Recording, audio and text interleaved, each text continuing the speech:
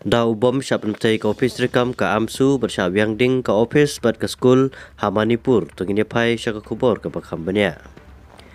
Kublai pi baro ing piang sobai pi syaka kubor jongi ke bamenta ling bakan ke channel jongi kana kitiar. Kat kumna ki kubor la itu bawe usam la pule ubrang dan ha kerta ke ba arsaus nem kerta ula dut no la ke jong ke jingim.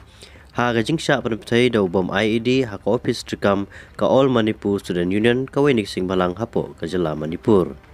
Kat ba wei pat ubalaman sau jurba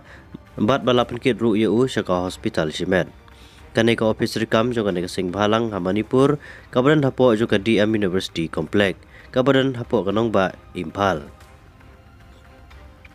kane ka jingjia kade ka pelajar kamit jong si thoding jong ka tayo ka baladap kat ba ka office rekam ka United Committee Manipur bat ka wei ni ki school kala sya yang ding ha kane ka juhi ka sngi ong kitelong kubor.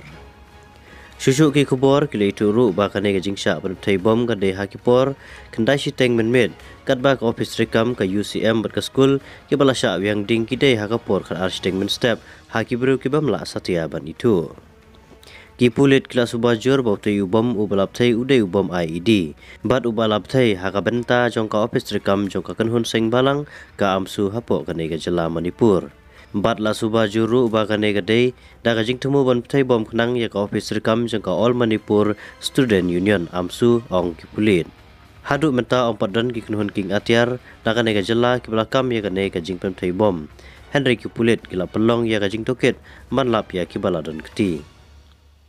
na ka banta ki wei pat ki khubor ning ba kane ka channel jongi sngo bha da khnyat subscribe knang pnyo ro ya ki wei pat ki khubor ki patamai ling ba kane ka channel jongi kana ki tiar Kublai Shibun, Kublai Pi Bara.